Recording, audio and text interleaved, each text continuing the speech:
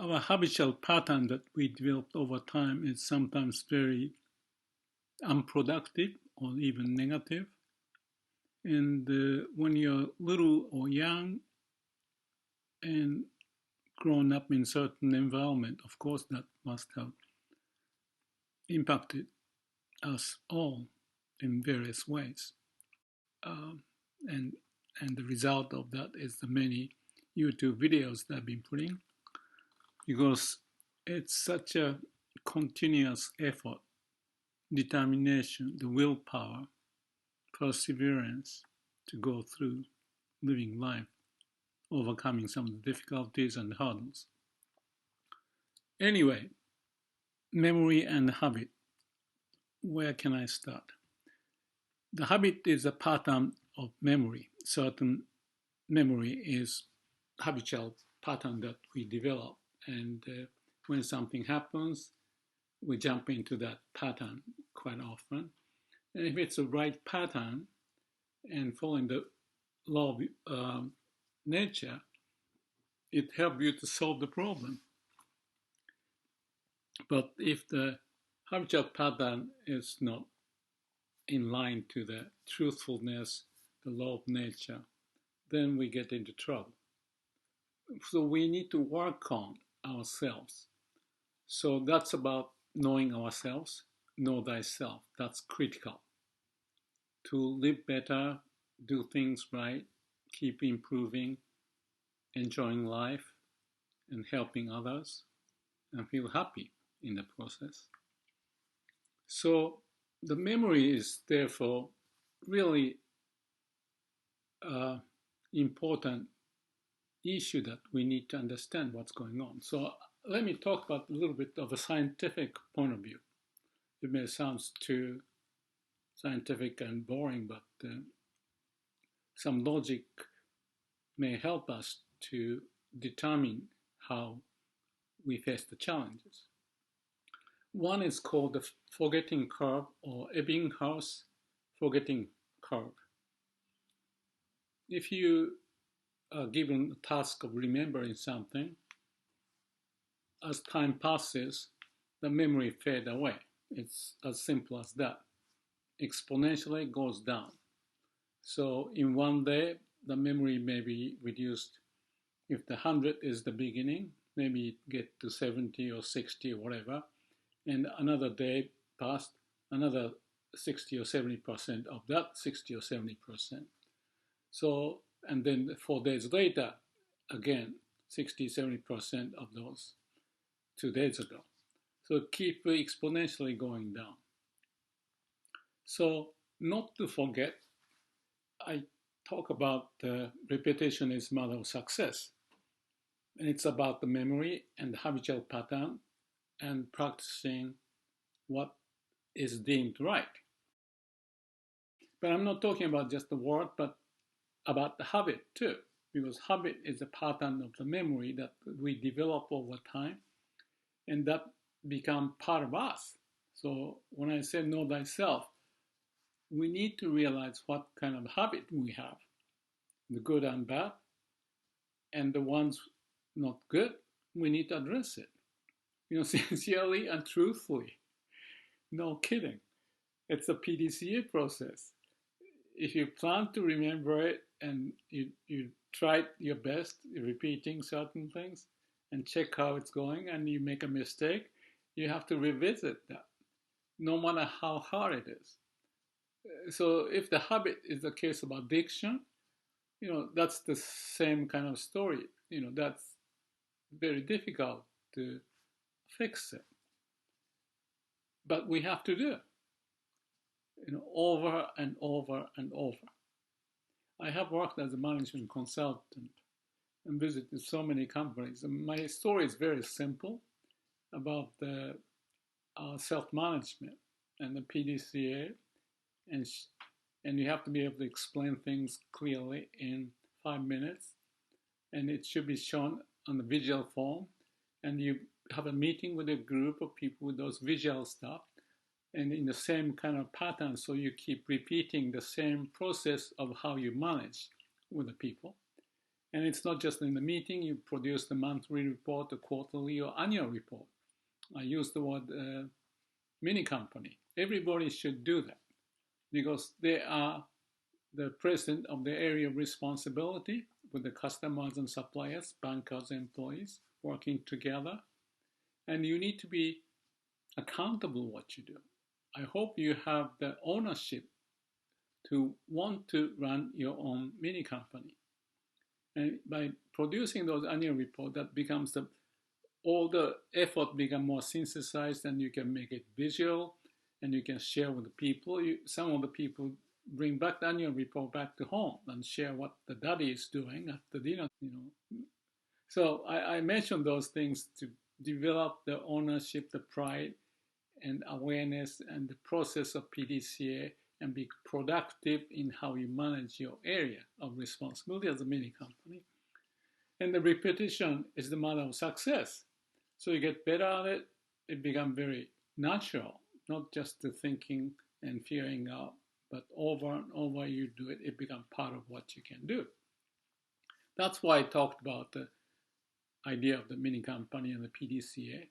And the same process applies not in management, at work, but also in our life.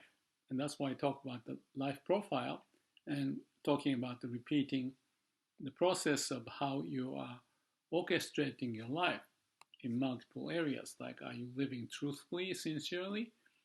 Are you doing that at work, hobby, relationship, health, finance, or more as you like? So you do this over time, every 3 months, 6 months, whatever. And I've done it for 20 some years now. And that tells me what I have learned and what I need to do.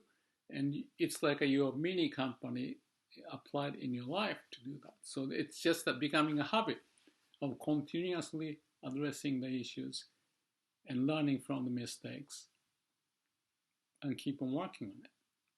So it's a driving force. At the company, company has an annual report and so forth. The management may, go through that kind of process. But individually, if you think it's important and if you want to manage your life well, I suggest you to think about it. So again, that's part of the memory issue, the habit issues that has to be done so that you're not forgetting, not just listening to a story and inspire and forget it. Tomorrow maybe 70%, another day, 50%, another few days you don't remember much about what you talked about and inspired at the time. So in my video, I may be saying the same thing, perhaps, or hopefully with different twists, different angle, with different stories, so that you get the picture of how you might be inspired to work on your own issues. Everybody's different. But we all have certain hurdles and difficulties to overcome, finding the passage into the future and feel good about what we do in various fields of business, to the relationship, to finance, health, and others. So that's the basic principle. So I talked about the Ebbinghaus or the learning curve, and if you don't repeat, the decay would keep on going exponentially. So after a while, you don't remember. So if you're repeating that cycle, remember it and forgetting it, and then trying to remember it, it doesn't not go any way in a productive manner. So whatever the principle or the idea, the areas of focus you want to have that habit, and if you are successful in doing it, apply it in other areas so that you can synthesize, consolidate, integrate the whole in your life so that you can move on forward.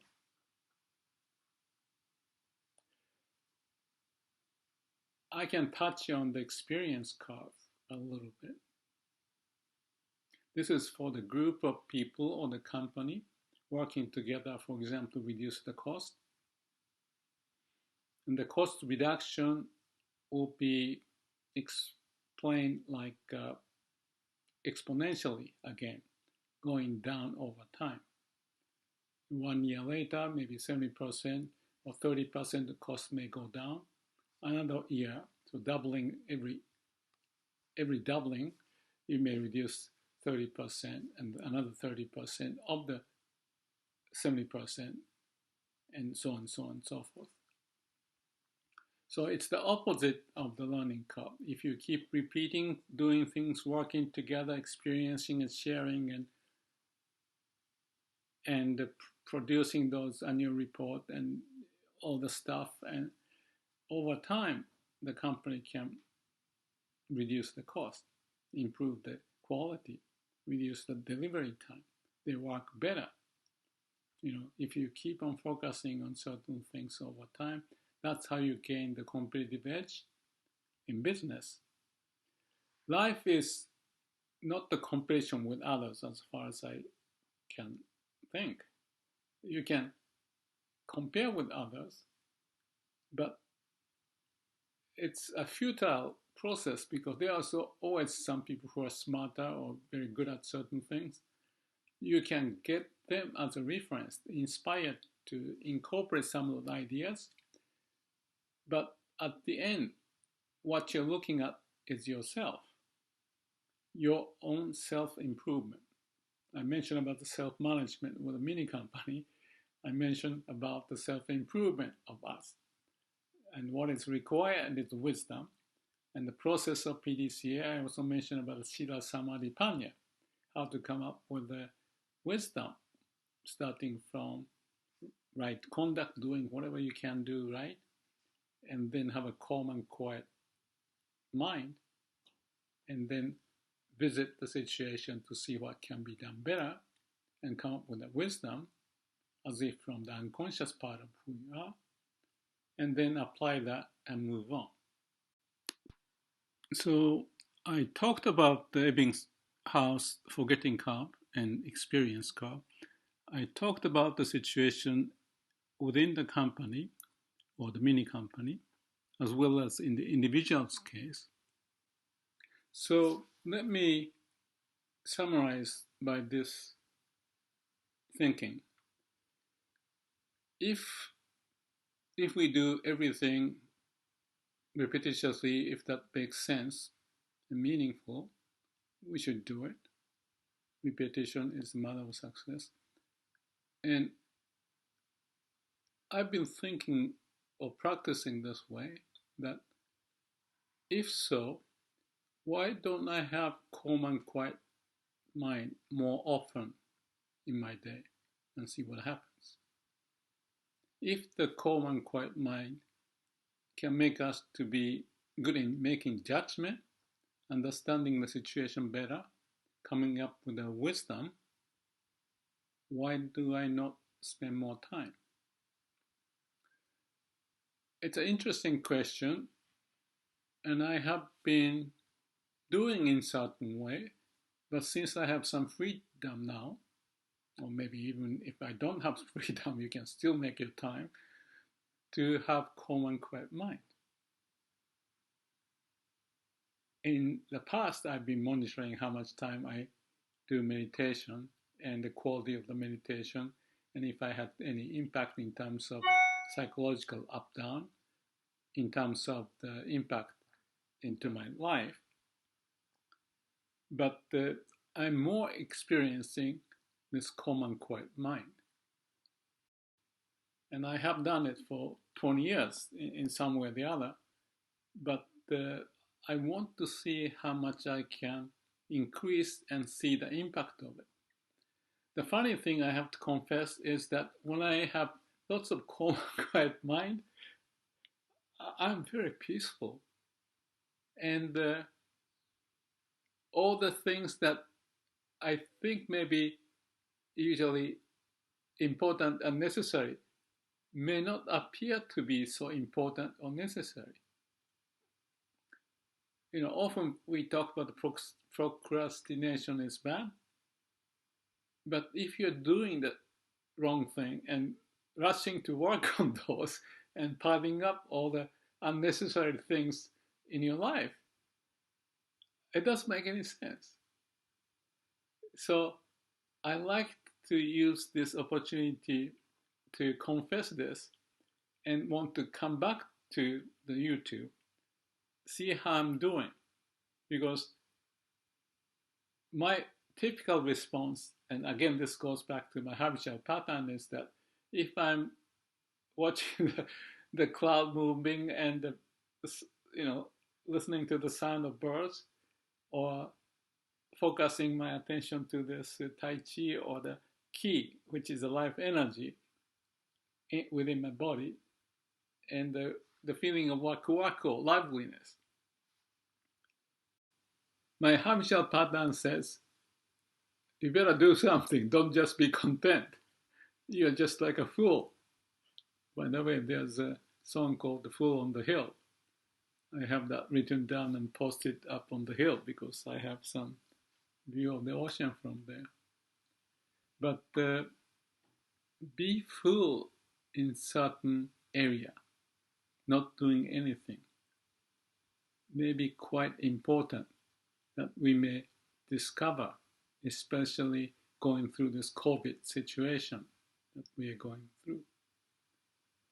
We may focus, we may identify more primary issues that we want to focus in our life and use the Pareto principle, not to do too many things, but keep working, and the quality, not the quantity.